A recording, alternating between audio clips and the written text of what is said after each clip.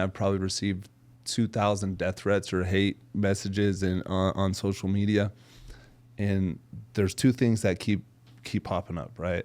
Oh, like how can he, profit off of murder or this crime? Like, Jesus. I'm not profiting, right? Like, you guys didn't pay me to come down here, right? Like, people assume like you do a podcast or you have an Instagram account, like you're making money, and that's not the case. But the one that hits home for me is like, I don't have remorse. Well, a guy who did 35 years in prison, that's one of my mentors, told me he didn't ever have many words, right? And he's like, Branden, true remorse is lived out in action.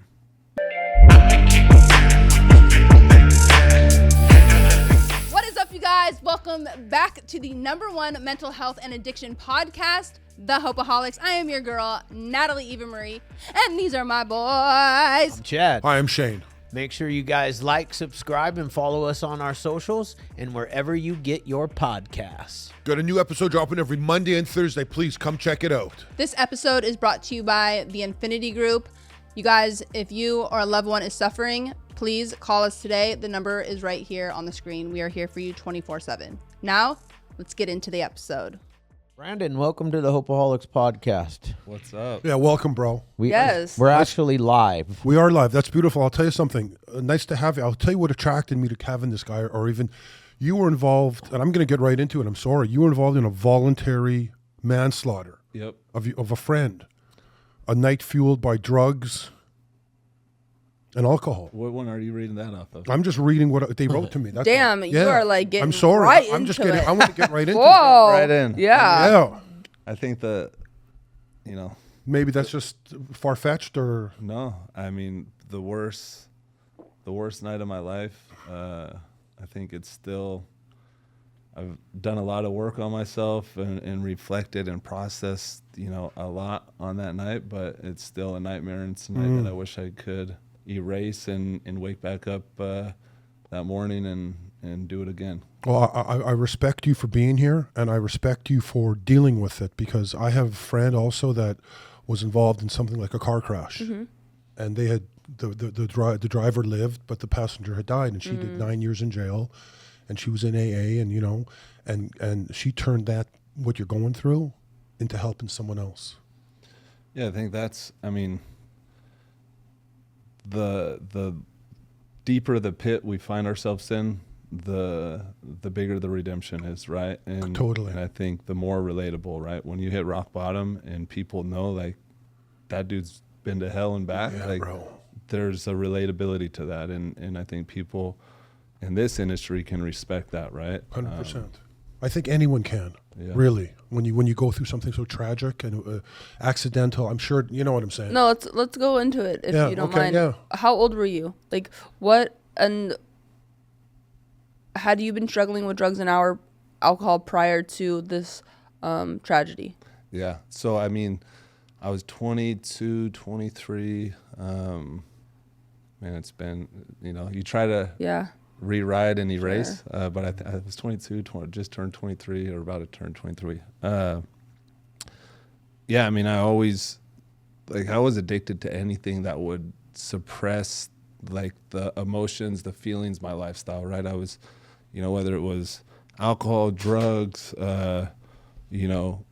doing stupid things on motorcycles, or surrounding myself with women, like anything to, like, just numb myself, and sitting on a couch by myself in my home, like, I couldn't do it. Sure. Like, I just, like, get, like, so antsy, and some of that's the ADHD, but it also was like I was I was living a life that was very chaotic, and didn't really like living with myself, and so fell into addiction. And I think back then, like today, we live in a time where it's okay to ask for help. It's encouraged and promoted. I think a lot of men still struggle with that, right?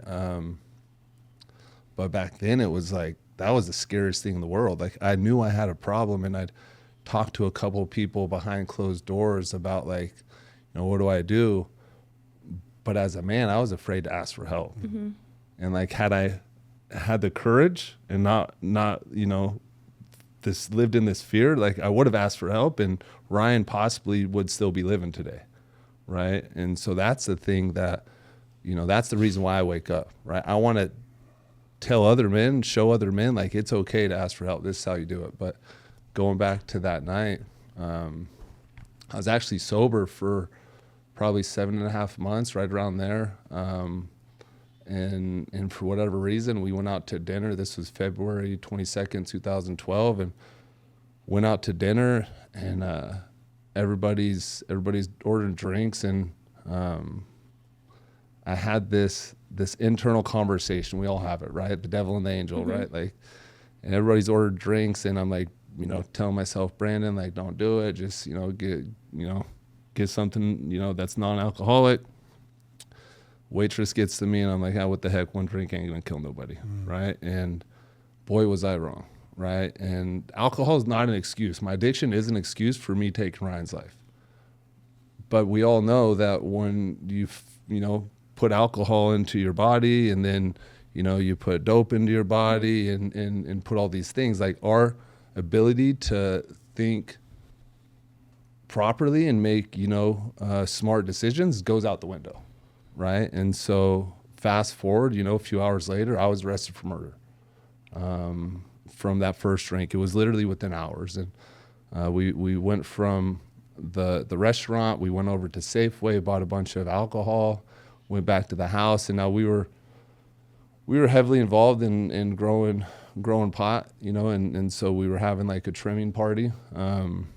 A bunch of people were trimming and drinking. Just, I don't know if you guys have been around that lifestyle, but it's kind of just, you know, everybody's smoking, drinking, doing their thing, trimming. And so we went back to the house and continued drinking and partying. And next thing you know, some Coke hit the table, and I remember doing a line or two. And now remember, I was 7.5 months sober, and so anybody who's dealt with relapse, it hits you a lot harder, right? That paranoia, like all that, you know, all that stuff starts kicking in. And, you know, I noticed like nobody else was doing the Coke. And so I started, like, I remember like kind of like paranoid, right? Like, what's in this stuff? Why ain't nobody else doing this? Am I an idiot? You know, why is, you know, I feel like everybody's laughing at me. But then, you know, back to that internal conversation, I remember, like, you know, Branden, like, something ain't right, you know, you need to leave. But once again, as a man, like, I'm not going to leave, like that, like, and plus, like, where was I going to go? We were out, you know, in the hills of Northern California. It wasn't like I could drive myself to a hotel or any of that. And most importantly, though, I wasn't going to, like, leave and let everybody see, like, I'm afraid to be here, or, like, you know, any of that. So, next thing you know, like, I'm pretty, you know, intoxicated and, you know, back pacing in the living room, pacing in the house. And Ryan and me had, we had been growing weed and doing work together for a while. And me and him do, like, a lot of business stuff going on. And so we had a conversation about and this is, once again, like, I've done a lot of work in trying to remember the bits and pieces, and it's been a process, right? Like, every time I sat down with my therapist and talk, like, more stuff's revealed, right? And so you know, I was talking to him about an issue we had, and obviously I probably was being an asshole and you know, being aggressive, and, you know, from what, and right around then is kind of where I went into a blackout.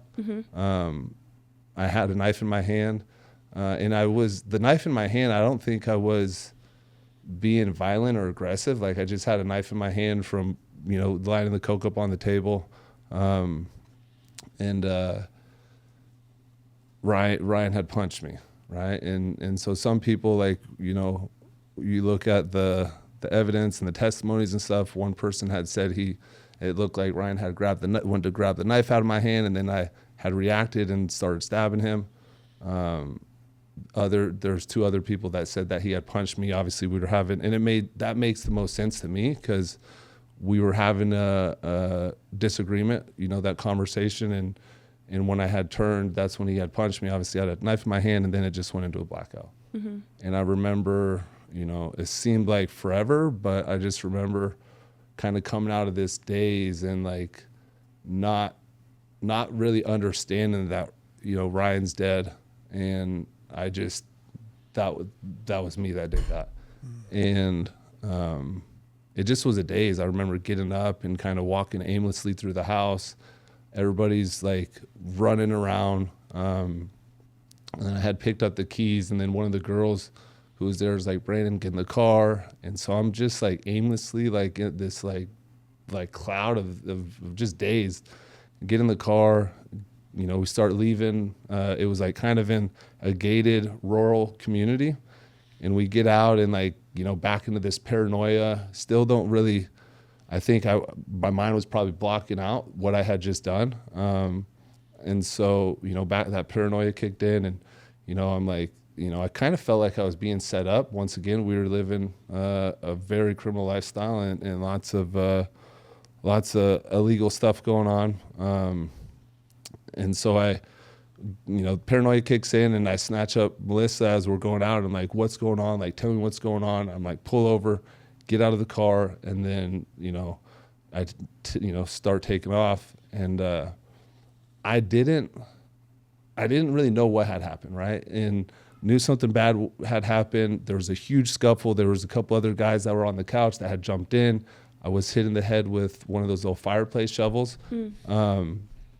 And like I was covered in blood. So like my first reaction was to like get to mom, give her a hug. Like, you know, I'm either dying, I'm gonna die, or I'm going to prison, right? My life's over. And so obviously I was fully intoxicated, and I remember calling my mom. I was in this car, and I'm like, well, I'm coming to you, and slurring and rambling. Like she couldn't even make sense of what happened. Within, I went into a chase for a couple hours, like 2.5 hour chase. The police immediately got behind me, and I was arrested. And, you know, it's important to note that like alcohol was not an excuse. Definitely a huge factor in my decision making, but like I knew the life I was living only led to two places, prison and death, right? And I knew I had a problem, but I was afraid to ask for help. And the moment I took Ryan's life, like that entire family's world stopped, right? I immediately left 2 young boys without a father, a mom without a son, and a family that was completely broken. And like that's something, you know, that's something that I have to deal with every day, right? And part of the reason why I wake up and do what I do every day is because I'm on this mission to make up for what I've taken. I'll never be able to bring Ryan back. So it's a mission that's never going to be completed, but I'm going to do everything in my power to help other men and other people from going down the road that me and Ryan went down.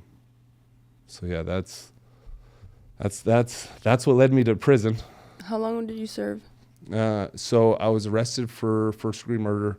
Obviously, we all know how the courts work, and they start at the highest. And almost 2 years after fighting the case, we agreed to take voluntary manslaughter, 11 years. And here's the thing, right? Like there's a lot of people that, you know, would think I should have done life in prison. And you know what? Like they're probably right. I don't think there's a sentence you could put on someone when life has been taken, right? There's no justice served when one person's alive and the other people or person's gone. But at the same time, like the law, the laws are the laws, and I did plead temporary insanity because I was, you know, I didn't have no intentions to kill Ryan. I didn't have any intentions to do bad. I was completely, you know, cocaine, alcohol, marijuana, steroids, like just, you know, tons of stuff fueled in my system. And then they didn't get a toxicology fast enough or a urine sample fast enough, but they believe there was bath salts in the coke. So like, oh, wow. Yeah. But they didn't test that fast enough. So you put all that stuff together, you know, that's why the district attorney was, felt like it wasn't a murder case. She actually offered me 7 years, but with 2 strikes, and knowing that I was going to prison, and prison's, not an easy place to escape without, having to go through some more violence. I asked, give me more time and give me 1 strike. So, went off and did 10 years, 9 months on the 11 years. And how old were you when you went in? So you were like, probably like what, 25? Yeah, almost 25. About 25. Do you have any siblings? So I have 2 younger brothers, a younger sister, and then 2 older sisters. Oh, wow. That's a good Big family. Yeah, big family. Broken, like all chaos, right? Well, and I noticed that because, you know what, no offense to anything, but I mean, 17 different schools growing up. Yep. Obviously, there was a situation going on with the family, and because it's just not a normal lifestyle to have 17 schools while you're growing up. There's something going on there. Yep. What was that? I mean, my mom was 17, my dad was 18, right? They weren't together, right? I remember. When you were born? When I was born. Wow. Yeah. So, like, they were kids themselves. Yep. Right? I got 5 kids out there. Yeah. Yep. I know how hard it is, right? I'm still learning. Probably forever be learning. If you got any tips, please tell me. But they were kids. And so, I have a hyphen last name, Branden Terrell. And my grandma tells a story, like, they were literally arguing at the, when I was born, when it was time to, put my name on the birth certificate, right? And she's like, Who to do, yeah. Gosh damn it, he'll take both names, right? Like, put a hyphen in it, right? Wow. And so, like that, I say that, and it's funny, but like, that was kind of how I came out to the world, right? Little chaos between mom and dad. And so, my grandparents raised me most of my early on childhood, but I'd still go off to my mom, and she married my stepdad, who I look at as a father. He's been, a really good male role model in my life. But then I'd go over to my, my biological father, Frank, and we call him Frank the Tank. So up until like, most of the time when I was with him, like, it was like, we got to do whatever we wanted, right? He just enjoyed having his kid with him. Not a lot of structure, discipline, right? That's where I'd seen a lot of violence, right? How he handled things. But, every time I would get into some type of trouble or just maybe life circumstances, whether my mom was moving, my dad, my mom and stepdad were moving, whatever the case, it was being bounced, I was bouncing back and forth. So by the time I was kicked out of high school, I had hit 17 high schools. Yeah. And so we all know, like, as a kid, like, we all want to be validated. We all want to be seen. We all want to be accepted. And so the new kid coming into, 17 schools, I was dropping into new schools in the middle of school year or at the end of school year. Like, it didn't matter. I was, coming into a new classroom, and like, that's hard. That's a lot of really pressure. Hard. It's way harder today. Yeah. Right. And so the one thing that I always was good at was sports. And so I was always accepted because of my athleticism. But then in the classroom, like I was, I don't think I was the most book smart kid, but I knew how to make people laugh and get in mischief, lots of mischief. And so that was how I would fit in. Like, oh, this kid's like, class clown. Yeah. Class clown. Yeah, bro. From day one. From day one. I was class clown. Same. Still class clown. And I'm 51 years old now. Bro, I'm right with you. I don't think there's nothing wrong with being the class clown, right? I think they're lovable. We're lovable. We're scared. We're a little scared. The truth is we're probably really smart. Yeah. The traditional school bores us. Yep. And yeah, but it's also like then you have to peel the layers back because class clowns also want attention and they want people to like them and they want people to be proud of you and nice and and think that you're the funny one and like next thing you know you're fucking smoking crystal meth at 13. That's what I'm saying. I mean, here's the 3 essentials every human needs. You need food, you need water, and you need love. Love is acceptance, right? Is belonging. And so if you're not receiving that, you're going to do different things. Sure. And that's a big one. That's the big one. I mean, that's how I believe we heal people is with that one. Love. Yep. But is with love. Yeah. I mean, it's for sure universal, and every human needs it, and you will die without it. Yeah. Like a baby will die literally without like genuine like touch and feeling of that like love. Like humans need it. Everybody does. And so it's like And like you said, you know, on a universal level, like that's how people will heal. Yep. Is having that love. I mean, look, you know, maybe not everybody in the world, or in America, or you know, whatever, could understand a story like yours, right? Maybe not everybody, right? But so many people can, and that's truly what's important, because like I'm one bad decision away from the exact life that you lived. A lot of people are. Like literally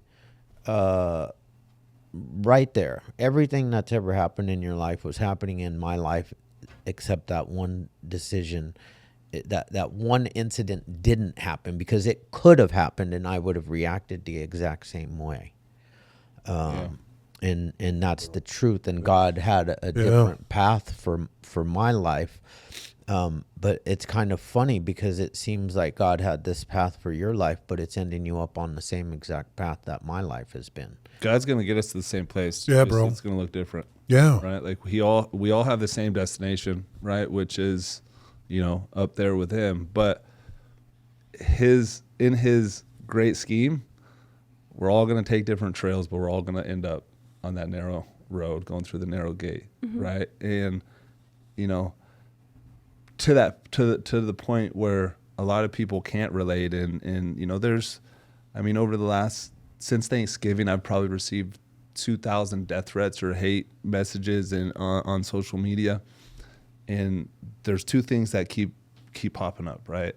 Oh, like how can he you know, profit off of murder or this crime? Like, Jesus. I'm not profiting, right? Like, you guys didn't pay me to come down here, right? Like, you know, people assume like you do a podcast or you know, have an Instagram account, like you're making money, and that's not the case. But the one that hits home for me is like, I don't have remorse. Well, a guy who did 35 years in prison, that's one of my mentors, told me he didn't ever have many words, right? And he's like, Branden, true remorse is lived out in action. You see what I do. That's how I pay it back. That's how I live my amends. That's how I show remorse. And so, you know, the thousands, I've been blessed to be able to relate and work and support, you know, thousands of people from my time in prison, time coming home 2 years ago, a little over 2 years ago. Oh my right? gosh, And so you just got out. yeah, September 9th, 22. So a couple years, and like, you know, September 9th, 11th, 22. 2 days 2 later. days. Yeah. Yeah. 2 days later, that's when you 11, lost your son. Yeah. 9, 10, 11. Yeah. So 2 like, days later.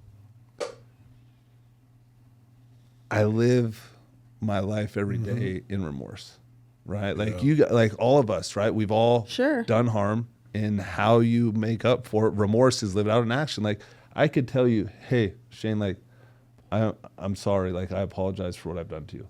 And that might feel good emotionally, and like you might settle with it, but what's really gonna make you believe that I was authentic when I told you I'm sorry is by sitting back and watching me 100%. do the actions that that 100%. align with an apology. Yeah, bro. Right. And so, you know, that's the part that I challenge people, right? It's like, especially the ones that, you know, have God first on their yeah. handle, and they're Right. like the ones like Judging. you know, judgmental know, so much, bro. right? That's why I love like my story. Yeah. I don't love anything I've done, but I love the fact that like most Christians, well, all Christians, right? You read the Bible. In the Bible, 2/3 of the Bible was wrote by a guy named Paul, who once was Saul, who was a murderer, right? And we get fueled up by that. We find our faith in the words that this murderer wrote, Look at Cain and Abel's story. right? Look at, and Killed his own brother. killed his own brother. We find our faith and strength in those types of stories. But then when you see a guy like me in the flesh up on, you know, I've talked to different groups. I've talked to, you know, on these podcasts, and I know people who identify themselves, call themselves Christians, believers, are like, no way, he needs to be in prison. He needs rot, like, you know, all of these things. But it's like, wait a second.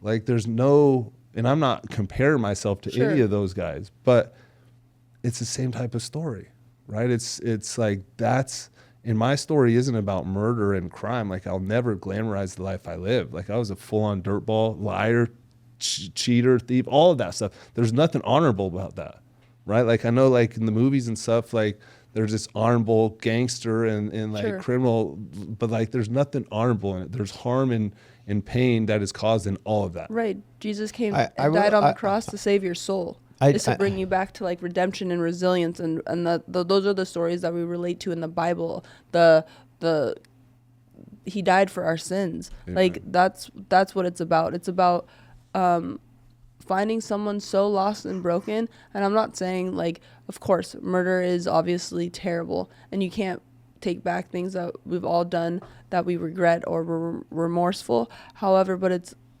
you need saving. Yeah. And that's what Jesus is, and that's what God, and that's why it is frustrating for people to identify with like a church or Christians, and we've all experienced it out here as well Recently. of being like judged or turned away. And to me, that's not Jesus. That's not God. That's not the representation of Christ. Yep. You know, it's like I mean, I'm so with you on that, because I feel like the four of us sitting here are a better representation of Christ than most churches are, because Amen. they do judge, and Christ himself went into the Jewish, what do you call them, Shane? Temple. Temple, and flipped tables Tables. upside down. Yep. And I think it was one of the only times that he got upset. really upset. Yeah. Expressed his Uh-huh. anger was Anger. showed in action. Right. Yeah. Because of their the way that they were living and preaching. Yep. Well, they're trying to make money off of like using his name. It was money. It was judgmental.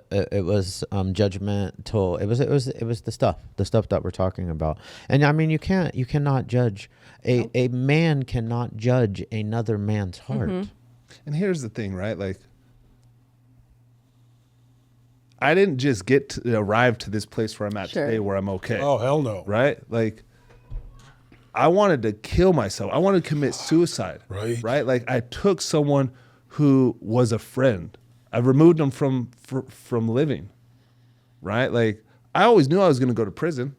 I never thought I was going to go to prison for murder. I'd fight and do all kinds of stupid things that were violence related, but like murdering someone, taking someone's life, like, sure, like everybody in that lifestyle is like, oh yeah, like I'm willing to do that, right? Sure. But like actually doing it And and it being a saying it friend. and is like two different things. But then knowing that, the next morning, the second morning, the third, months and months after, Yeah. every morning I wake up in that jail cell. Like I just like, no, this can't happen. Like touching the walls, like, am I really here? Like, God, like, is this a dream? Right? Like, what's going on? And like, it wasn't. And so, I didn't want to, every time I'd close my eyes, like, I just would see this, like, I would see like my actions. And those actions were like taking Ryan's life. Right. Right. And it wasn't a good place mentally, emotionally. I had no God, no Jesus in my life. And then I finally picked up a Bible. Yeah. When was that moment? So that was probably a few months after I took Ryan's life. And was that because you saw somebody or somebody No. guided you, or is you just had this inclination of like, I do not like where I'm at. This is not life. Like, what am I doing? And then Yep. all of a sudden you had something to tell you to pick a Bible up.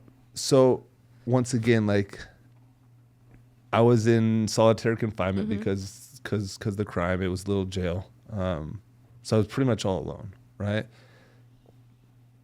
I had nobody to talk to. There were some other guys that we talked to each other on the cell door, but I'm not going to tell anybody. Once again, like I was too afraid to ask for help for some alcohol addiction and some other stuff. I'm definitely not going to talk about, wanting to like kill myself and not live no longer and all these other, things. And so I remember talking to my mom on the payphone and I shared a little bit of it. And she's like, honey, like, my mom's the one who, loves Joyce Meyer. She's like, honey, you need to pick up a Bible. So like, of course, Bibles are all over the book carts in jails and prisons. Pick one up, and not immediately, but later that evening, I opened it up and Russian roulette opened up to Exodus and started reading. And immediately felt discomfort. Like I was very uncomfortable, right? I didn't want to live. And I pick up this Bible and immediately felt discomfort like I've never felt before, despite being stuck in like darkness in a very negative environment and very horrible situation. And so I latched onto that. And now I didn't instantly become a Christian, right? But I latched onto that, and that became routine because like I loved what I received every time I would open it. I loved, and at the time I didn't know, but we all know today, like I loved receiving God's word, the truth, right? And so, then I go off to prison. And now when I hit the prisons, like there's no self-help and rehabilitation on the maximum security prison yards. There's none. There's a little bit on some yards, but where I was, there was an AA meeting once a month if you're lucky, and a church once a month. Now the truth of those groups was like that's where the different yards would like link up, and so that's where like the dope and the hits are all passed off, right? So it was like didn't really enjoy going to that just because it wasn't what it was supposed to be. So for the first 2 years in county, 2.5, 3 years before I arrived at San Quentin, like I didn't have no opportunities to help. So I just would read my Bible. I called myself a closet Christian, do my Bible study in the cell. A couple guys I'd share Bible studies with, over the years, but had no time to address my issues. Now I committed to staying sober, right? Taking Ryan's life. Like I was like, never again will I ever drink or do anything, right? Like, that was in county. That was like days after it, right? Like I made this promise to myself, right? Well, I didn't do any work, didn't have no ability to work on myself, right? And then I get to San Quentin, which San Quentin was the prison I wanted to go to for 2 reasons. They had a baseball team, and like baseball was my thing, baseball, football. They had the only baseball team in the country that played civilian teams. And then they had a college program. My grandpa was always telling me like, you need to get your education, use this time wisely. So I get to San Quentin. I've already been living a life that operates under this toxic belief system, right? Like, and then I pick up this false prison narrative, this prison belief system. So I show up to San Quentin. San Quentin has death row, or had death row till a couple years ago, has a reputation, but it's really a place of like rehabilitation. There's over 120 self-help programs. There's media programs. There's podcasts. Like there's an on-site college campus. It has everything you need to change your life. I arrived there. I didn't want none of it. Right? Like I had so many like false beliefs, that I kind of took on. There's interracial sports being played. There's, everybody's doing whatever they want. No structure, no politics. And so I relapsed. So had you, before you got to San Quentin, had you already done time in other maximum? Yep. Like level 4, level 5? Yep. So 4s, 3s, 2, 1. So I did. I went through Tracy for reception. Yeah. Then I hit Corcoran, and then Pleasant Valley, and then all politics. All politics, right? And like, I was really nobody. Like but I definitely put myself into a leadership position. Right. And justified the heck out of it. Right. One of the guys who had the yard, he was a P9 from down here. He paroled. He's like, youngster, take this spot over. And like, I loved that power. I loved that authority. Right. Like it was like, it was for that environment. It was something that was like, wow, this is like notch on the belt.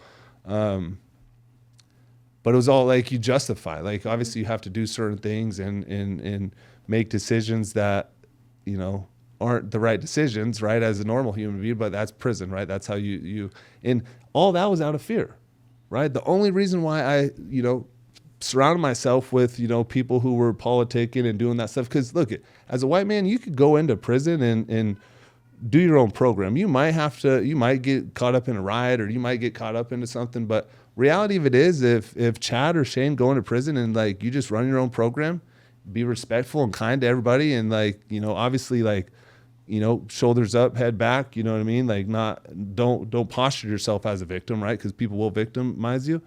Like you're going to make it out. Like, and you don't have to like get involved with that stuff. But like, that's a brave man, right? And so like there's, you know, a lot of fearful, afraid dudes in prison that like we paint ourselves up, you know, like we're this, that, the other, but like we're living in fear. And so I surrounded myself around, you know, the people who were running the yards and this stuff, and then became one out of fear. It wasn't because that's what I wanted. It was because that was like, there was fear, there was this survival mindset, and it was like, this is the way I'm going to get out of here. This is the way I'm going to get home. And, you know, packing up your little, you know, plastic tote or your cardboard boxes with your property when you hit the yard, not knowing if you're going to make it back because you might hit a riot. Like, we used to like joke like, oh, this is like cool. This is, you know, how you pass time. No, that was traumatic, right? Like I'm still like, you know, going through therapy, trying to like unpack some of that PTSD. Right. And like, then I get to San Quentin and it's the complete opposite. And so remember, I made a promise to myself, that I wasn't going to use alcohol and drugs again. I thought like taking someone's life was, you know, a scary enough thing to like get you sober. I didn't know how to handle San Quentin. My grandma, I had some family stuff at the time, right, that like hit hard. And so alcohol, drugs, meth, everything's, you know, it's easier to get inside because you're trapped than it is out here on the streets in some places. And so I relapsed and I wanted out. I didn't want to be in the dorm at San Quentin. I wanted out. And the only way to leave a prison is through violence. And so, you know, I went on a mission and found myself a cop, one of the officers had gotten involved and you know, that's a huge no-no. And so found myself doing almost a year in solitary confinement. Wow. Fighting a DA referral for battery on officer and battery with the weapon on an inmate. And they end up they first put me in the normal ad seg, and then they end up shooting me over to the adjustment center, which is the hole for death row at San Quentin. So anybody who's sentenced to death, you obviously, up until a couple years ago, you get sent to San Quentin. In your first year, they put you in the adjustment center. It's really to like let you know like you've been sentenced to death. It's the most secure housing unit in the state. They put me there, and it was the darkest place I've ever experienced. I mean, I think there was 53 or 50 something guys in that housing unit at the time, all, you know, what the world would call serial killers, right? Bad dudes, and the worst of death row. And I did almost 7 months in that place. It was dark. And I remember, and that's where God got a hold of me, right? That's like, God knew that I had to go to the most isolated place on the planet for me to be still and quiet enough to listen to him. That's when he speaks to you. That's when he speaks. I mean, that's literally to a lot of because like before we got on air, you know, I was telling you about how right now I'm in, Joyce is like my girl. Like I love listening to her. I feel like she keeps it real, and she talks about how an imperfect person that she is, and continues to like try to live through Christ, right? And why it is so important for us on a daily basis to have that quiet time with God, because that's when we can hear him, or when we can speak to him, is when we are alone and when we shut all the noise, especially now because of like social media and things. It's really easy to be preoccupied with so much going on in our lives that like we don't have time to really sit with ourselves and like Be quiet. I like what you said about fear, is because a lot of times is we as humans are in fear of a lot of things, of being by yourself. Yep. But being by yourself is when you grow the most. Yep. Going through like those tough and hardest situations is when you really have to internally reflect and lean on someone other than yourself, and that is ultimately God. Yep. And that's what I'm hearing from your story, is like, you know, there wouldn't have been a time while you were incarcerated for you to actually fully lean in until that moment that basically you got removed and you had to do your time alone for those 7 months. Yep. I mean, I was already doing 11 years because of what I did when I arrived at San Quentin through a relapse, right? Once again, alcohol and drugs are not an excuse. I've had some handcuffs and shackles on me being transported around the prison system. I've never been in trouble when I was sober. Right. Never once. Right? I say that all the time. Take that back. A speeding ticket, right? Sure. Some of those, Sure. right? Yeah, But Yeah. I've never done or I've never Had massive life altering consequences sober. from my decisions by being sober. never Yeah. once. And so I'm already doing 11 years. Pull up to San Quentin, get off the yard, relapse, get off the yard. Being faced with the DA wants to give me another 8 to 12. That's what they're looking at. I'm back in that mental state, like I don't want to live no more.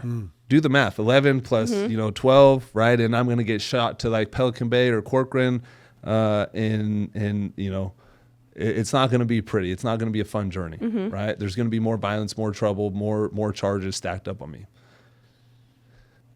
This is what I'm thinking about every day. I go to yard, May 21st, 2016, day before my youngest brother's birthday. We're all in dog cages, right? Walk-alones. And there's a dude named Todd Givens next to me. The way they release the yard, we line up next to each other in the cages and work out. He's another white dude. They call him Stomper. We get done doing our workouts, our burpee routine. He just randomly, he's like, B, what do you want in life? What do you want in life? I'm like, he didn't even let me answer, right? He's like, is this what you want? Is this what you want? You want to be a prison tough guy? Like, is this the life you want? Or do you want to get out there to your family? You want to get out there, enjoy life, right? And then once again, he doesn't even let me speak, right? He's just like literally like giving me a pep talk, ministering to me, right? And he's like, because if I could go back to my 14-year-old self before I joined a white power gang and committed this life, I would. But like, this is my life. I got 3 death sentences over my head, right? Wow. Committed to this. He says, but if you have an opportunity to stay here at this prison, go play baseball, do whatever I forget what he said. He said, do some of your, the lane programs this prison offers, right? He said, do it. Enjoy the land of the milk and honey, because this is where it's at. He says, but if you want this life, go out there and kill everything that's in front of you and come back here with me. And so, and Stomper was a bad dude. He had like 6, 7, 8 confirmed kills. Like he didn't get the name Stomper for no reason. You could ask any of the dudes on death row, any of the staff at San Quentin. They say he was the most notorious violent dude in that prison. And he gives me this pep talk, and it just put a lot on my mind. I go back in the cell that night. Remember, I'm still reading my Bible. I haven't committed myself to Christ, and I'm praying that evening for little Benny. My youngest brother has autism, and he was struggling. I'm praying for Ben. I'm like, God help him. He needs you. And boom, what are you going to do for me? I just hear this thunderous voice, the loudest voice I've ever heard in my life. It was scary, but it was like loving scary. What are you going to do for me? What are you going to do for me? You keep asking, but what are you going to do for me, Branden? And it was God. Like, I was like, holy moly. And it just like, it all came clear as day. God's telling me, like, I need to give him my addiction. Every time I come to him in prayer, I'm asking him for help. I'm asking him to do this, that, the other. Like, he wants to know what I'm willing to give to him, what I'm willing to do for him. And it just was clear as day. I needed to give him my life. I needed to give him my addiction. I needed to surrender everything, because obviously my life, my way is not working. And so I come out of that prayer. I'm pacing back and forth in the cell, like, no way. Like, I can't, like, I know what I need to do, but I'm afraid to do this. And then I'm like, I'm going to get out of prison, want to, shoot to Vegas with the boys, or, get married, one day and have a bottle of champagne. Like, all these scenarios for maybe 30 minutes pacing back and forth. And I just finally realized, like, these are all just like moments of fun when, like, if I make this promise, like, this is a lifetime of joy. This is like, this is it. Get on my knees, promise. This was May 21st, 2016. Promise never use alcohol and drugs again. I don't know how many years, 8 years, 9 years I'm pushing up on and been delivered, right? And so remember, though, at the time I'm facing all this extra time, right? Definitely should have got shot out. And so as soon as I did that, walls started coming down, right? Like, I felt relieved. And I would, walls started coming down. I didn't get shipped out of San Quentin. I had an opportunity to look a captain right in his face and say, hey, give me one chance. And for whatever reason, and this doesn't happen, for whatever reason, he gave me that chance.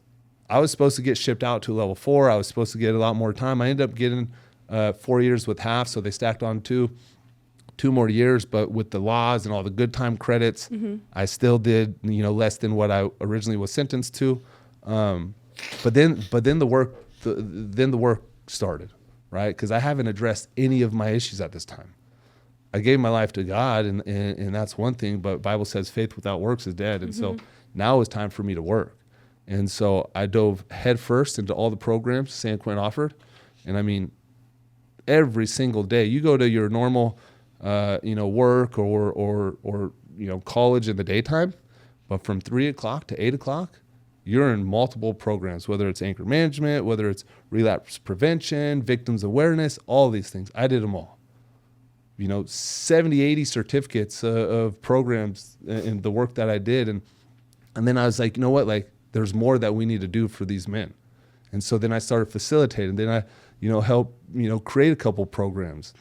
And I found, a real purpose. And that's when the vision of like creating my own rehab and building something that can support these guys came into play. But it was years and years of work. I mean, that was 2016. I finally got out of the hole in August, July. And then the work began. That was 16. So I didn't parole till 22. So, 6 years of solid programming to work on myself was a blessing. I tell people all the time, like, prison was a blessing to me. All my, progressive, super liberal friends that are abolitionists, like, Branden, you can't say that. It was a blessing. Not many humans have a time to, remove themselves from society and just work on themselves.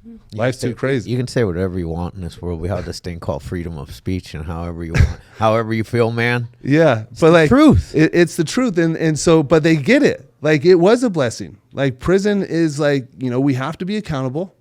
We have to, serve time, but like, there's a way to like turn anything, any negative into a positive, and that's what I chose to do, and that's actually the key right there. You made a decision because prior to that decision, you were making the other decision, and that's the decision that most people make in prison, and that's why there is a 80% recidivism rate in prison, and it's not always. It's definitely not the inmates' faults because most prisons don't offer hope. Yep. Love. We met an amazing dude. So like John Ponder. Amazing dude, man. We got invited to go to the silly it wasn't silly, but it was Maha, right? It was Make America Healthy Again with RFK Jr. Like, what the hell was I doing there? Yeah. I can see her being there, but like it was just random for But just for hilarious. me. Like, why? But the point is that we met this guy John Ponder who was incarcerated himself for quite a long time. I don't know why. I'll have to go back and look at his story. But I still stay in contact with the guy weekly on Instagram. He runs a program now, a nonprofit program inside of the prisons in Nevada. Prisoners for Hope. Prisoners for Hope. Yeah. And man, he's changing lives, dude. Changing lives. But if he hadn't went to prison, he wouldn't have been relatable. Right. No. Right. Like, if he hadn't suffered and he hadn't been in those, prison walls, he wouldn't be able to help the people he's helping today.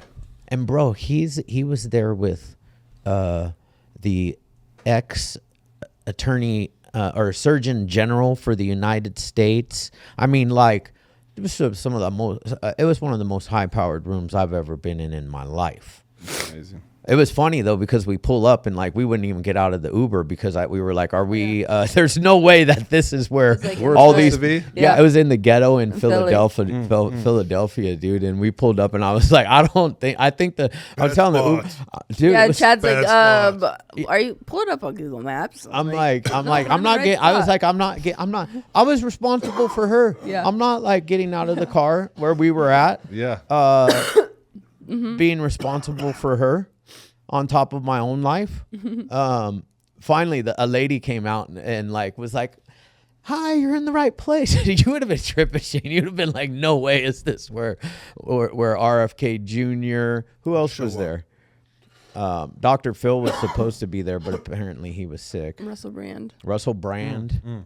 But it's just another like testament of like, you know, every individual, every human, like you hear it all the time too in a lot of ministries and stuff like that is you have to go through a test to get your testimony. And you have a testimony, you know. It's like your mess turns into your message. Exactly. It's like it sounds so on paper we all sound terrible. Like for sure. But then once you actually can hear individuals, and you hear it all the time too, regardless of individuals that have been to prison or not, you hear it through treatment, you hear it through programs of, yes, I've made a commitment to myself that I'll never drink or use again. Because, and you're, to a lot of individuals, it would be the highest of things that you can possibly do that would be the worst or the biggest bottom, and that's taking somebody's life. Did that keep you sober? No, it didn't. Yep. Why? Because you have a disease that you were not treating, and that's yourself. Yep. And like, if you're not willing to do the work, you're not going to look for the peace that we're all searching for. Yep. And that's what I'm getting out of your story, is that God took you to some really deep pits and to a lot of places that people can't come out of because of the guilt, because of the shame, because of the remorse, because of the things that we have done, and like the trickle effect that it has not only with ourselves but our own personal families as well as others, especially because you did know this individual and you were friends and you were business partners and etc. If anything, that stacks the plate even higher because you know them. Yeah. And so it puts an emotional toll on that. However, it's until you're really ready to dive in and start peeling back whatever that looks like and doing that internal work that is so necessary for every individual to maintain their sobriety, something as great as that, and making that decision like, I'm not going to use, I'm not going to drink, because obviously look what happened. It doesn't matter. Yeah. If you're not willing to do the work, and you obviously did it. You can only white knuckle it for so long. Totally, and that's not even, and you're still miserable, and you still don't have the peace, and it's something that I hope people don't have to experience. But usually, from you know, listening to others and being in rooms and with us and stuff, it's for whatever reason, I have no idea why it is, but we all think that it's going to be different for us. So like, you can tell me, no, don't put your hand on the stove. It's going to be different for me. I'm not going to get burned. Yep. I'll get burned 9 times before I'm like, maybe not. Yep. Maybe I should actually. I mean, you have to be like, so some of us have to be severely burned and have scars that are so insane that, you know, we're not going to do it again. Or, you know, it's like when the pain of remaining the same outweighs the fear of change. That's when we change. Yep. When the pain is greater than the fear. Yep. You must have been really, really fearful, you know, in your mind. I mean, I think my wife, she's always reminded me, right? We live in a world today where, you know, if you're running businesses, you're doing podcasts, like social media is a big part of that. It's a tool to help that. And so very easily do I, and I know others experience it too, like fall into this, like, you know, what do they think? Like, how's this going to be received? Like, she's always challenged me, like, who cares? Right? Like, for the longest time coming home, like I was very blessed to, you know, meet at San Quentin, you know, lots of celebrities or very influential people, a lot of people in the faith world. And like, obviously I'm a Christian, but I'm also like a man's man, right? Like, I'm not soft in a lot of ways. Like, I have there's definitely, I think every man has that soft spot, but you know, I can be rough around the edges, but I tried to like put myself in this box, and I wasn't comfortable. And like, I'm all obviously like needing to get jobs, and when I came home, like wanting to like fit in and be accepted, right? Mm-hmm. And then it wasn't until recently, right, where, you know, I kind of went off on this venture of building out my own treatment facility, kind of become my own boss, where it's like, you know what, like, I'm going to do it my way. And like, people who know me know my heart. Like, I love Jesus. I'm here to help. I'm going to take the shirt off my back and help anybody. But I might not say the right things. I might, I might make a mistake here and there, but you know what? Like, You're doing your best. I'm doing my best, and look at the substance. And you're willing to Yeah. put it out there, Yeah, man. I want to tell you I'm going to give you a fast version of a story because your story is very inspiring. When you talked about having the vision of owning your own treatment center, I had that same vision. I had this vision.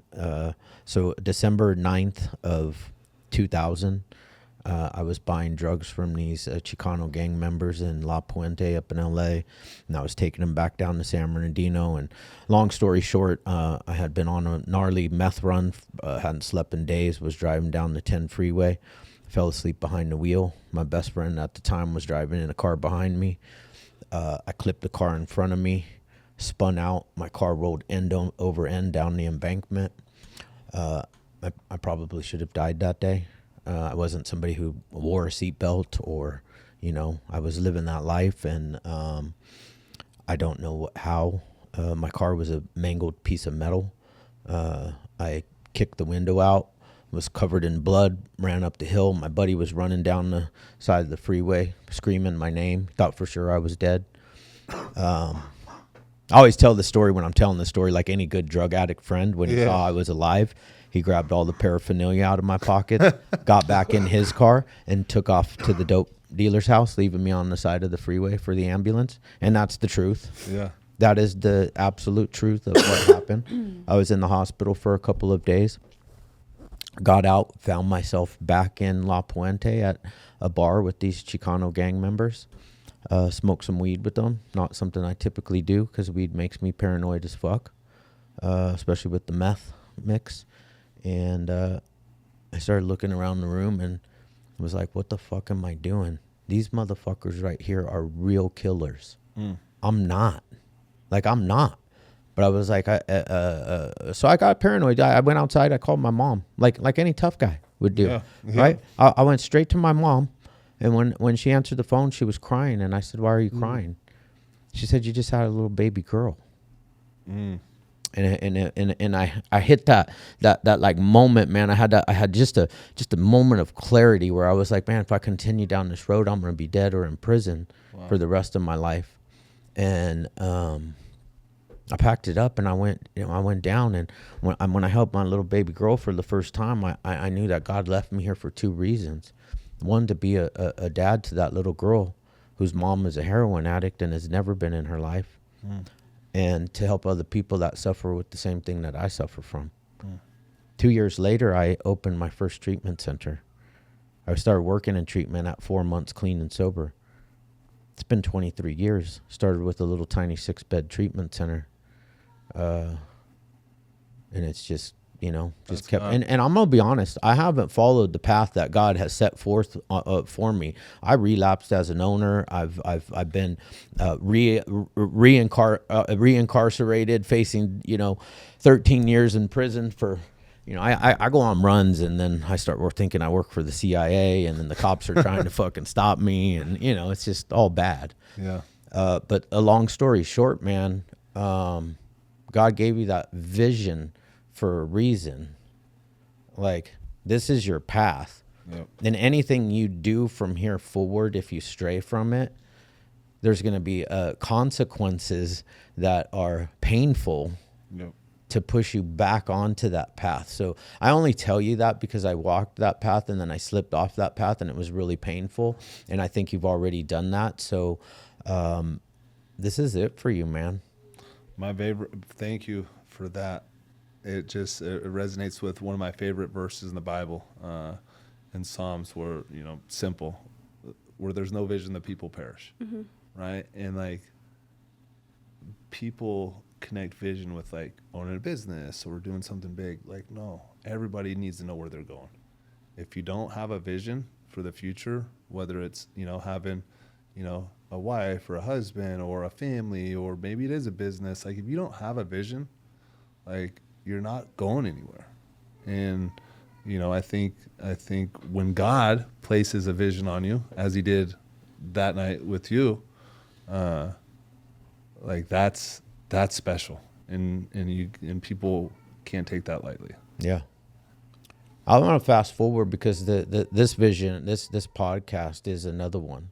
Like, that same little girl, she's the one that found the love of her life, my son-in-law, and he was like a son to me.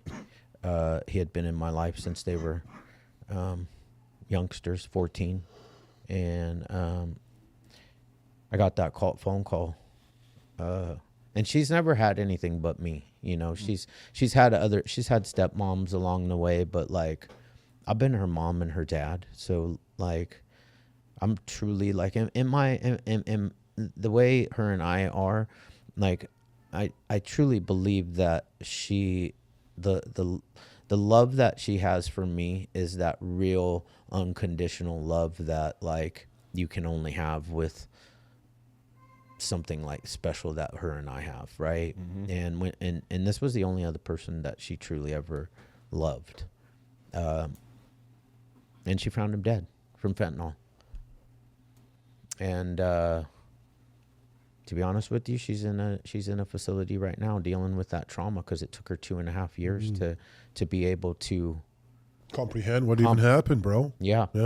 To be able to. That's the body taking care of itself. That's the mind taking care of itself. Yeah. Pushed it down. But she learned how.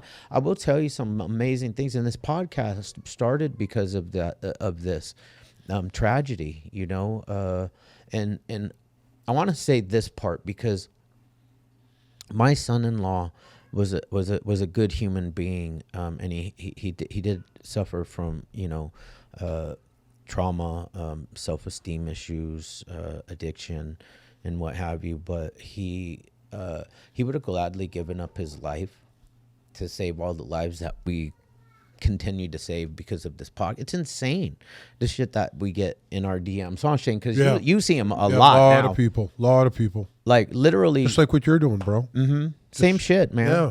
Like but it's important. People need to know that like help is available, and like all of us relate to what you were saying. 100%. As a young kid, like it wasn't, and there's no like shame on our parents. It's just it wasn't a topic that was spoken about because the knowledge wasn't really out there either. So like our parents were doing the best that they could at the time without really knowing any better. But like now, because we do have social media and we have different stories from how we were kind of brought up and the choices that we made and the decisions that we did, now we're able to use our social medias and have podcasts and have treatment centers and really talk about like there's no shame in asking for help, but it's like there's a problem if you're consistently causing destruction, not only amongst yourself, first of all, because ultimately as humans, we want to be loved, accepted, and also at peace with ourselves because we're stuck. I'm stuck with me 24/7. It does not matter where I go, I'm stuck with me. So if I don't like who I am, that's a problem because I'm going to make myself miserable and either want to like commit suicide or make everybody around me or the relationships or the business that I'm in absolutely miserable too. And as a follower of Christ, we're supposed to be of service. We're supposed to serve others. So it's like we have a disease that's self-consuming and selfish. Yep. And so we have to nip that in the bud and let other people, especially the younger generation out there, knowing that like, yo, you feeling like insecure, you feeling not okay in your skin, don't trip.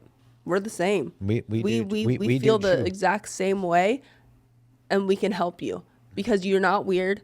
Things aren't like, we're not special unicorns. We all like, because you went to San Quentin and I didn't, doesn't matter because I suffer from the same exact shit that goes through your 2 years, And it's like, the question that I want to ask you is, my dad always says this to me, is like, stay the course, right? And like Chad sharing how he owned treatment centers and he relapsed because he fell off the course. And that course is because, and I've fallen off the course as well and relapsed through my journey. And it's usually because we start thinking that we can run the show again. Yeah. Now that you're out of prison and because you have done that work, and I tell people that go to treatment as well, and I used to be one of those kids too. When you're in treatment and stuff, it's like it's a bubble. I can work. It's amazing. Step out there. Now you're back in the real life. You got a wife out there. You got a shit full of like a ton of kids. that alone is different. You know what I'm saying? So you're not in the bubble anymore. And I'm not trying to say that prison is like this little like amazing bubble, but it's you. You get to focus on just you. Now you have a wife. Now you have kids. Now you have this vision of opening up a treatment facility and helping others. And he's been training. But that's the thing is like, how do you maintain your sobriety? Because I know for sure, without a shadow of a doubt, if you're not sober and if you're not at least putting God first, all that goes away and you're back in San Quentin without a doubt. Yep. No, I think that's a great question. I think it's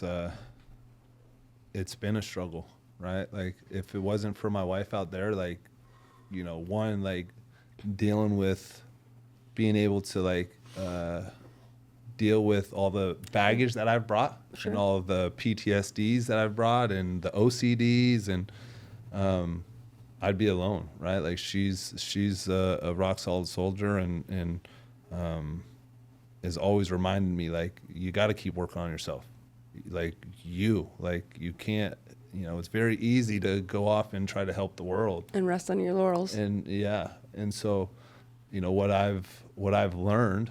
And it was the same thing in prison, right? Like anytime I would get in a fight or like once I gave my life to Christ, like things just didn't become easy. Like there was tons of work to do. No, when you're favored by God, you're also favored by the devil. Yeah. Mike Tyson. I'm just quoting him. It's the truth, right? Like the devil, like, you know, unfortunately, if you give yourself to Christ and openly acknowledge and admit like you're a believer of God, the devil is going to come after you. Yep. Right. And it's dressed in a lot of different ways. You ain't going to see him sometimes.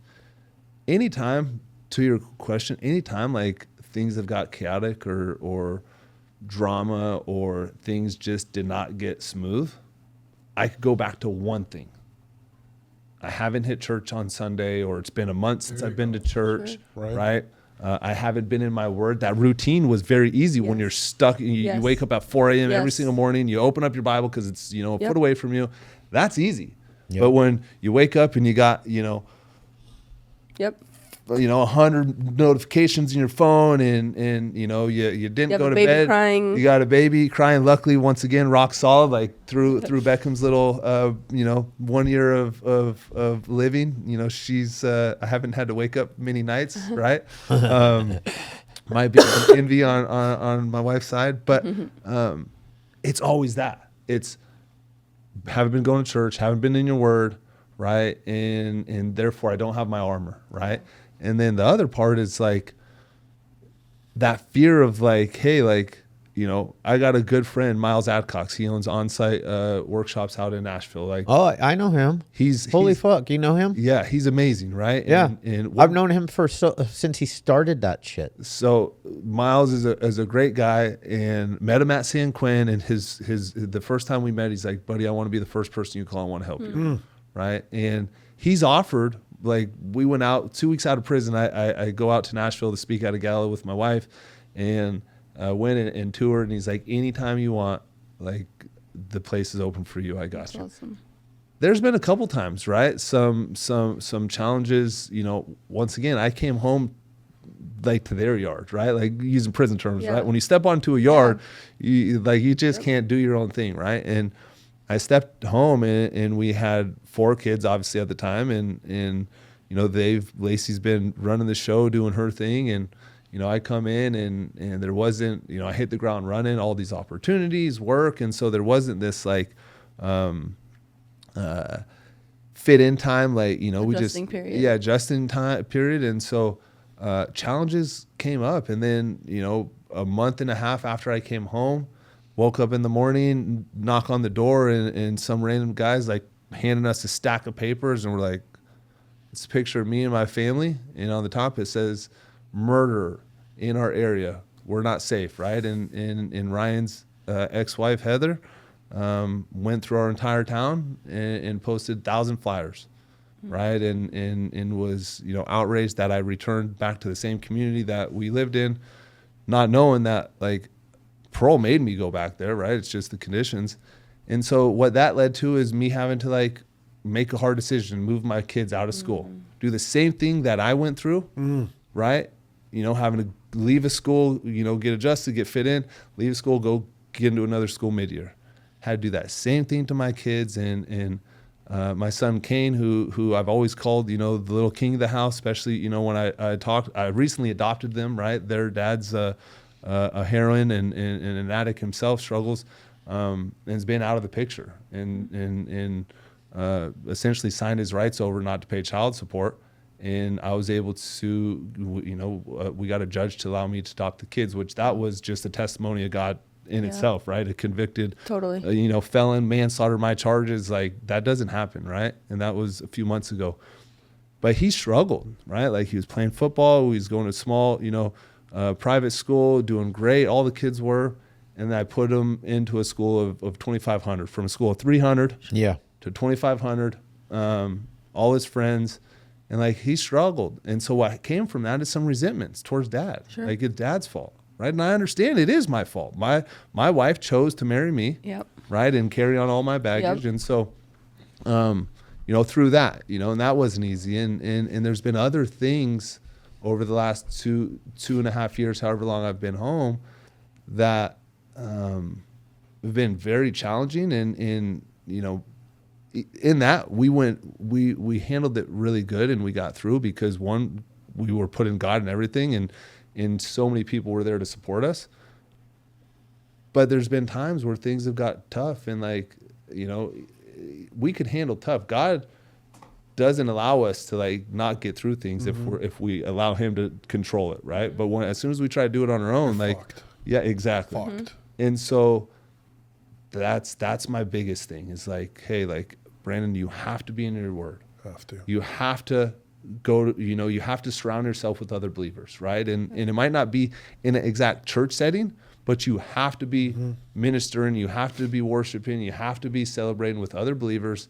And when I don't do those things and just get focused on the work, the grind, things come in. And so, but then back to Miles, like he's offered a couple times, like, you know, I've reached out to him like, hey, I need some help. Like, you know, and he knows I'm getting ready to open this treatment center, and he knows what I'm going to endure and all the, you know, it's a lot. The stuff I'm going to carry on trying to help all these other people and the secondary traumas that are coming. He's like, buddy, come. And there's a fear. Like and you know, life has come up, but I've also said it's also like it's been an excuse because there's this fear, you know, underneath it. Like, I don't want to, you know, go out and do 4 days of intensive treatment with an amazing psychiatrist, right? Like, that's kind of scary. I've done a lot of work, right? Yeah. But why? You know, why? I think because like there's still things that there's just still things I have to work on, and there's like, but what's the biggest fear that's blocking you?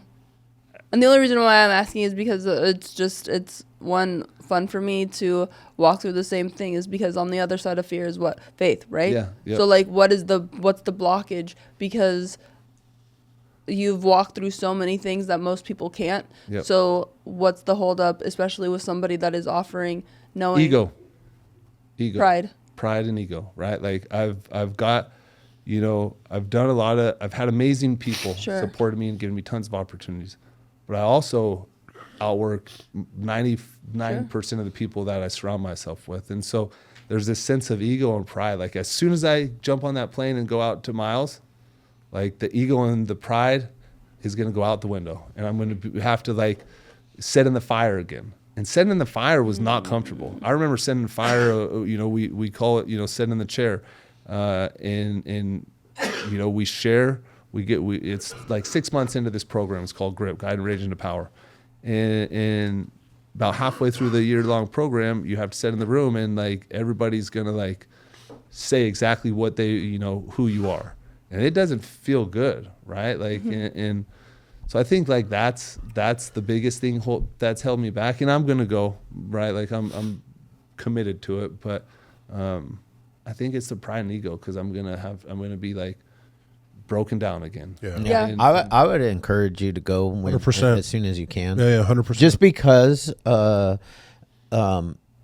there's still some weeds, right? And right now it looks clear, right? Because when before it was just weeds, and all you could see is darkness, right? And then you start clearing some of them out, and the more we clear them out, and I mean, we all still have stuff to continue to work on. I would just encourage you to like put that in your prayers.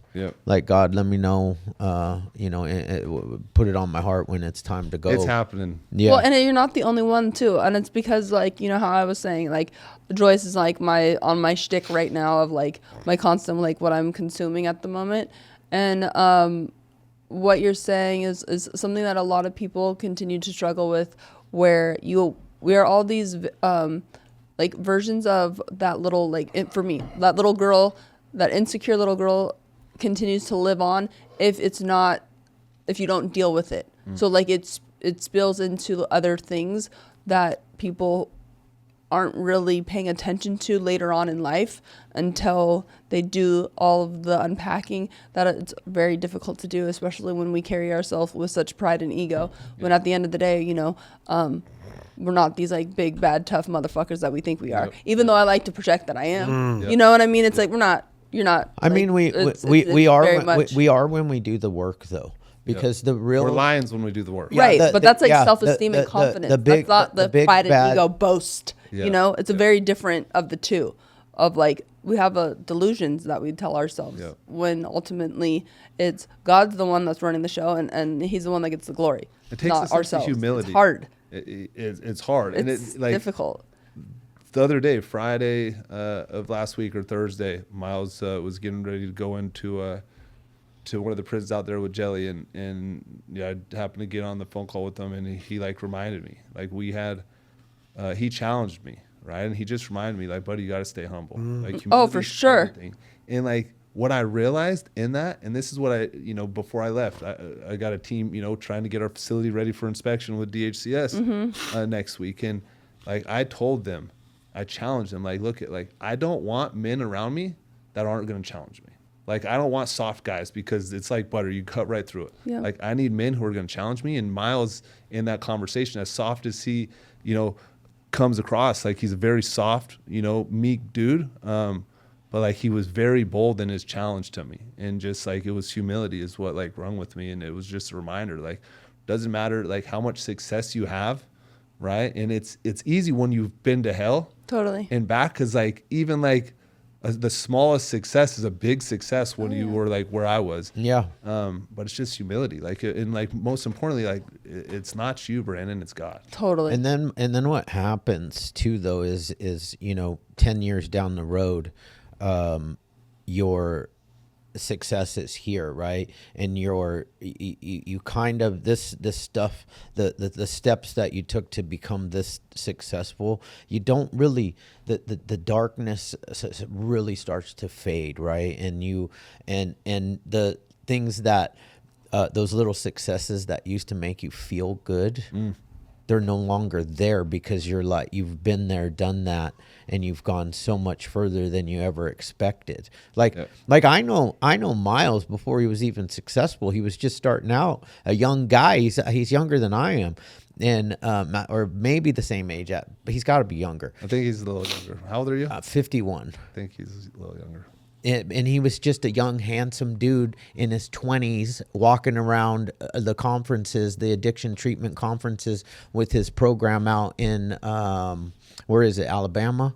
Tennessee. Tennessee. Like right outside Nashville, yep. Yeah, right outside Nashville.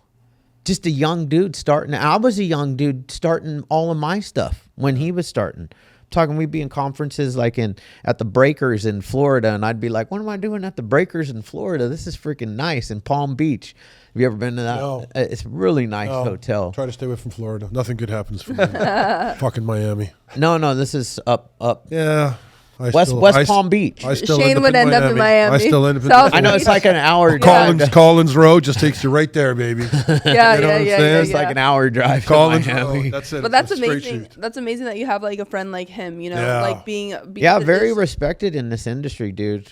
But it's important to have those friends. Like, that's why I lean on the program, to have those people that challenge you and call you on your shit, because we sometimes it's hard. And like I think that's like the biggest thing is, especially from your story as well, it's like this shit isn't easy. Life is hard, but it's like it's a daily reprieve. Like it's not like you got out of prison and like all this is like, okay, God, here we go. Yep. It's like, no, you still have to continue to live the best that you possibly can, and also staying on top of one, obviously your sobriety, and then your relationship with God, and then usually, you know, everything kind of falls into place. But that doesn't mean that you're not going to have difficult times and things happen. It's like each individual, especially ones that are walking in recovery, especially, is like my sponsor actually is celebrating 19 years today, so shout out to Mo.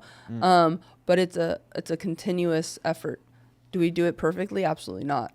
But like, you got to be diligent, because we've all fallen off the path before, and that's ugly and dark, because we go right back to our own ways because we think that we're running the show. And so many challenges come up along the way. The more successful you get, the more devil's gonna attack you. Mm-hmm. Yeah, but you know what? When the devil attacks you, that's when you actually have to get excited, because and you say, know, good. You know you're on to something Yeah. special. Like, dude.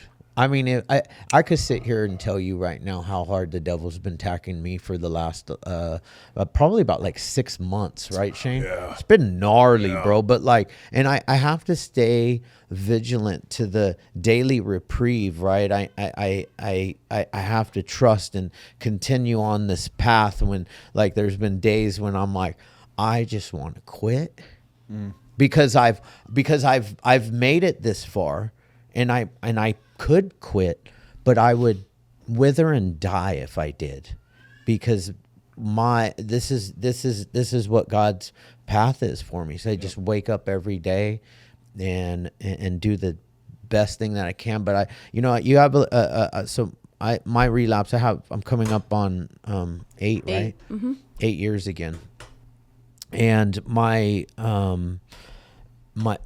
path when I got sober this time, I truly made a commitment. Like, my wife had told me that she didn't know if she was gonna stay with me, and I was sitting in rehab with like maybe 20 days sober, facing 19 charges and some decent felony ones that were gonna cause me a prison term. And I was like, man, when she told me that, I was devastated. And I'm always that guy that runs from that pain, right? And I sat there after she told me, and I was feeling just like I wanted to jump out of my skin. And I was like, God, man, I seriously need you, because I don't ever want to make another person feel that way again. And I said, whether she stays or goes, I need you to help me get through this and get sober and live this life that I'm meant to live. And I promise you that I will get up every day and spend my first hour of every day with you, which is what I do. Like, that's literally why I didn't get here till almost 10 today, because I decided to sleep in a little bit. You did? Wow. Yeah, I got up at 6:30. Wow. That was like It's yesterday. nice, I know, man. It is nice, I know. I thought I was getting what you had last night, so I was like, I'm not going to the gym in the morning. Smart. F that. Smart. But I usually get up at 3:30, and from 3:30 to 4:30, I chill with God, and we have some conversations, and I read the Jesus Calling, and drink my coffee, and just have regular conversation with him. Nothing crazy. And then shoot us a text usually. Yeah. That's good. But no, And I've done important. that now for almost about 8 years. Here's what I'm going through that season. Yeah. Like this, my wife, we were laying in bed last night, and like I said, obviously Ryan's wife Sure. is Going through it. and because of TikTok and all the people on social media, right? Like are definitely attacking us in lots of different ways. But a lot of it's towards her and towards my kids, right? And like waking up and seeing text messages or DMs of like, I hope you witnessed your little baby boy brutally murdered, like you told Ryan. Like those things, like all the time, every day. this morning I think I had to block and report 37 people on the way from here. But late last night, we're laying in bed, and she's like, just being honest, as a husband, wife are, she's like, she's like, I love you, and I'm always committed to you, but I just got to tell you, like, the negatives, and, you always pros and cons to everything, right? Like, the cons are feeling like there's more cons than pros right now, right? And that's real. That's really how she feels, and, it's easy to defend or, like, put some words to that, but, like, just sitting in that, it's like, it's I can understand how she feels like that, and so I do know that she's and she definitely assured, like, I'm in this with you. I just want to express that, like, when I see all this stuff, and, like, right now that's what it's feeling like in this moment, and we're on vacation, supposed to be having time, good time with the family, and we're still under attack, and so I'm in that season. Yeah. Everybody around me is reminding me, like, it's because there's good, you're doing good, like there's great things being worked on, but it's a reminder of, like, the Israelites, they went through the desert. They had a season where they were dry. They had nothing, right? And obviously there was reasons why that was, but we all go, it's like a growing spree. We all need to go through the desert, right? We can't always set up on the mountaintop. We can't always, be up here. And I think as leaders and, God's soldiers, like, it's, that desert is a good place, right, for growth. And so that's how I'm kind of mentally, like taking this on, and you know what, like, this is, and it's just a reminder, right? Like, you're upset with a DM and some comments, but, like, look what Jesus endured. 100%. Look what they did to him. Yeah. Yeah. And don't let that turn your heart into, like, thing is you really got to be very diligent with where you both are, because you're walking a journey, and, like, what Ryan's wife and family have to walk through and what they're doing, that's their journey, and that's okay. And all you can do is, like, pray for them, because ultimately they're struggling with, like, a severe loss that nobody can ever understand. It's my fault. Sure. Right? But, like, for people on social media that are putting in, spewing in negative comments towards you and your family, two wrongs don't make a right. Love is only healing. And so, like, for you guys to turn and try to be, like, counter it with some type of explanation, the only explanation that you have to do is making sure that you're right, walking right with God, and doing unto others as you would want done to yourself, period. Yep. You don't have to explain yourself to anybody. None of us do, as long as you're walking right. And it's a hard thing to swallow. Like, when I first joined these guys, I mean, Chad to this day still gets upset if people leave, like, just a negative shitty comment about me. And it could be about my hair, it could be an outfit, it could be about my weight, whatever it may be. It bothers him. But that's because it's, like, your family, and you don't want people to talk negative about somebody that you care about, or that, like, you think is not true.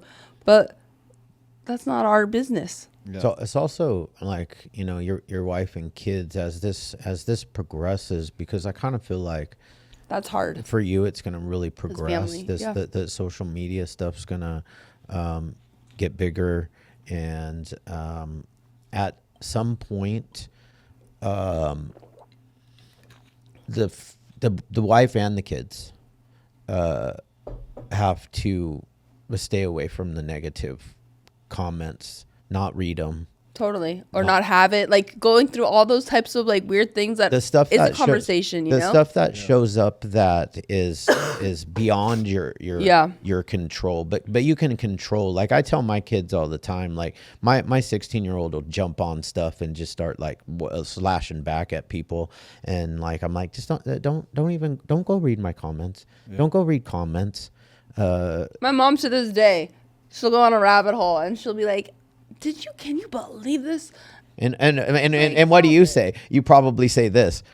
What? I don't read my comments. Totally. And I'm like, Mom, right. But it's just like with anything, it's like sometimes, like, we search for stuff, because if I really am in a depressed mood and not feeling good about myself, I can make myself feel 10 times worse, Yep. especially because we do have a social media Yep. and we do have a tool that is right here at our hands. Yep. So it's like I can go down that rabbit hole and make myself like really hate myself. Yep. Or you can like, you know, and But obviously you it's know apples your and heart. oranges. Your wife Yeah. knows your heart. Yeah. Your family knows your heart. I mean, it's gonna be a It's little gonna be bit. hard. It's gonna be rough because God is using you. But he's doing that because he knows you can handle it. Yeah. And here, this is the thing that like, it's almost, it's like, it's exciting. Maybe that's not the right word, but I know that Ryan's boys, and I know Heather and everybody in Ryan's family, there are people, because of what they went through, there are people that they're helping, right? There are people that they're helping get through similar times, right? And so, like, I regret and I hate the fact that like it's because of me.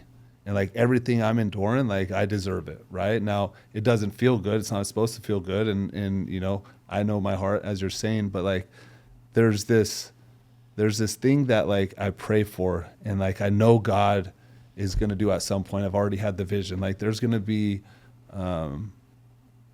people healed because of their story. Yeah. Right. And you know, I one of my buddies the other night told me, actually, you guys need to get him out on the podcast. Struggle Jennings. He was, he's like, look, man, it's unfortunate that like you had to take someone's life, but like back to that remorse thing, like you're helping thousands of people, right? And if it wasn't for you hitting rock bottom and making the worst mistake of your life, you wouldn't be able to help these people. And so just allow like let that be the thing that keeps you going, is you're helping people. And you wouldn't, you know, at my worst, we all had those people come in suit and tie or no tattoos or didn't look the part. They're giving us wisdom. Yeah. But we don't. We're like, this guy's we're not hearing it. No. And so if it wasn't for me doing the ultimate sin and going to prison for what I went for, there's going to be men that would go through my program coming out of the pen that wouldn't respect me or wouldn't relate to me and would try to walk all over our program. And so that's like, unfortunately, like what happened, but God is going to use me to help speak You're to those reaching the men. people most can't reach. Yes. There's I mean, and I Yes. don't know Ryan, and I never knew Ryan or what, you know, his heart was like. I can only assume that it was good. He was a good dude. Like he was a good dude. And I can only speak for my son-in-law, but like I just said it to you guys. The truth is that, like, you know, his dad is not well. His dad sometimes gets angry at me about the podcast. But again, I know my son-in-law well enough that to the fact that he would literally have given his life to save all the lives that are being saved because of this podcast, because fentanyl is killing people, man. The lifestyle that we lived is killing people. Whether it's how Ryan died, or fentanyl, or overdoses, or The destruction suicide. the spin off into families, the breaking up of families, the chaos, the domestic violence, the spinning of generational addiction and bad behavior continuously is like a way more than just the addict or the alcoholic that you lose, or somebody that is from a poisoning, really you good know? can come out of tragedy. Yes. And That's usually what it amazing does. things can come out of the most devastating tragedies in the world. And the one thing that connects Yeah. every human being is that we all know what it feels like to hurt. Yeah. And most of the people that are in the comments are sitting in front of computers, or they like, you know, they say it, and they're sitting in the stands heckling the players. Yeah. You know, They're not the man in the arena. I encourage those people to come from the stands and come down and you know, get into the game, and start healing people instead of hurting people. Yep. Because even their negative comments are hurtful, period. And they're struggling Yep. because no one would ever do that. You're obviously sick and hurting if you're trying to hurt somebody else. Yeah. Hurting people hurt people. And you have it's what you have walked through, like you said, your journey and what you're doing and what you want to do, and like, you know, you going on podcasts and you having a social media. Everyone is going, and that's the beauty of what we do, is that not everybody's gonna resonate with each one of us, Yep. but somebody will.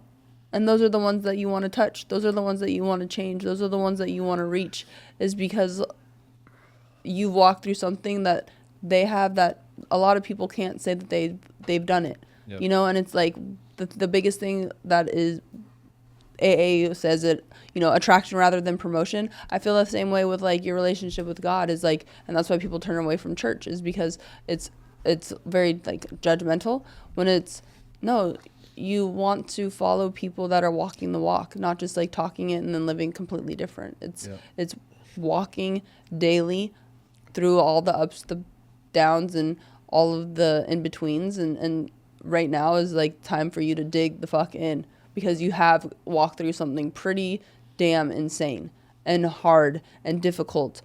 And then putting on top of it, you know, adding that you do have an alcohol and addiction problem too, to boot. It's not like it just, you walked into a bad situation and bad things happen. It's like, no, you struggled way prior to this even coming to what had actually transpired from it. But now that, because you are out of San Quentin and because you are out of prison, and now you're walking into a beautiful life, which is a gift, you're going to be able to not only give glory to God by saving other men out there too, like looking at you and having other men ask for that help that you were so, and also you guys probably as well, that, you know, are too prideful to ask for to begin with. But to continue, because it is a gift walking out of something like that. Prison, especially San Quentin, like not many people can do that. Yeah. And you're dealt like a whole nother, a new life, and you're given able a to like second spread it. Yep. Yeah, exactly. Yep. And I think it's a beautiful thing. I think it's easy to ask for help when you're forced, right? Oh, yeah. When you're in front of a judge or. Oh yeah, Yeah. I prayed know. every time. Or be Get in a in the cop back- cart, in the backseat of or- a cop cart with your handcuffed. God, please. I promise I'll never do this Yeah. But again. when things are going like Yeah. decent, right? Like Yeah. we were just talking about like what's holding me back, and I said pride and ego. Thank you for challenging me on that. But like things are decent, good. You know what I mean? For the most part, I'm blessed Sure. in so many ways, and so it's like, why do I need to go? This? But it's like that's where it's Yeah. But bro, here's the thing. I love that. 7 years ago, my wife said I was off. And I said, well, what do you mean I'm off? She said, well, you're a little angry sometimes. You have a little bit of a temper. You know how you were in the olden days. I said, yeah, okay, yeah, but that's who I am. She goes, no, not really. So I went to a therapist, provided me some medications. My life has changed. So it's our job as adults not to have that excuse to put people like your wife and other good friends in your corner. yeah, They give you advice, do this, do this, do this to better you. You got to listen to them. yeah. You got no choice, because our minds aren't clear all the time on what we're doing. Yeah. You know? Sometimes God speaks through other people. There you go. Always. I mean, always he does. Always. There you go. Like always he there does, you go. right? That's the thing. So you got people that trust you, that love you. You have to, don't even think. Yeah. Your mom tells you to do something, yeah, you do it. Yeah. Unless your mom's crazy. Well, unless she's, yeah, true. You know? Yeah, bro. Happy for you now. Yeah, dude, I really appreciate you. This is honestly one of my faves right here. Yeah, I think it's a really, really is important, a and good it's one. powerful. Yeah. Really Like- powerful. Like, don't stop. No, I'm. Do It's not. gonna be tough, and it's gonna be supposed to be difficult. tough. Yep. It's And don't put a limit on where you're gonna go, Yeah. because Here's the thing. That's what I don't have a problem with. People say and been saying. I remember sitting in a prison cell, my bunkie. Me and Chase were together 5 years, and he's like, "Bucko, we call each other Bucko, right?" He still calls, a couple times a week. What's up, Bucko? People said I was crazy for some of the things I'd write down and put out there in the universe, right? Everything I've said I was gonna do, right? Like, it's happened. Maybe not exactly how I said it, And it's because like I'm a big vision and dreaming, right? Like go back to that little kid, right? And like when you used to dream, right? Like chase them.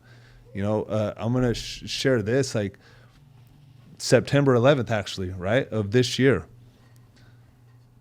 There was a vision that was set on my heart when I was locked up, and this was 2019. Lauren Daigle came into San Quentin, performed, and I went back to my cell and I was like, we're gonna have a revival. Like I'm gonna do everything I can to bring as many Jesus lovers onto that prison yard. We're gonna have a revival. Well, this year, September 11th, I was teamed up with God Behind Bars, the Robertsons, a bunch of amazing people.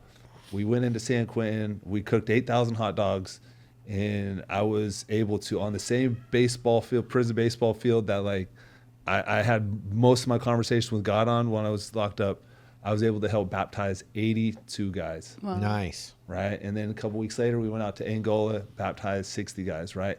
These were things that like I was saying we were going to do, like rehab, like all this stuff. Like I think you gotta think crazy, think big, and just throw it out there. Because you're right, like there's no finish line. Like there's no cap.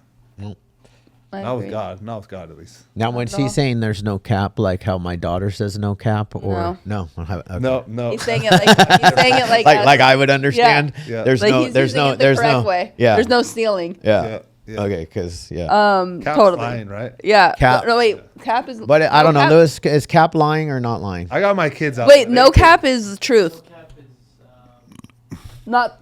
No lie, yeah. No cap. Cap is lying. So Cap is lying, yeah. Branden, thanks, bro. Yes, thank you. Thank you guys. Anything No that, cap, Shane. No No cap, cap. baby. anything that we can do to help and all of the other things, we're all in. Awesome. Yeah. appreciate You got guys. my Yeah. number. Day and night, I answer my phone.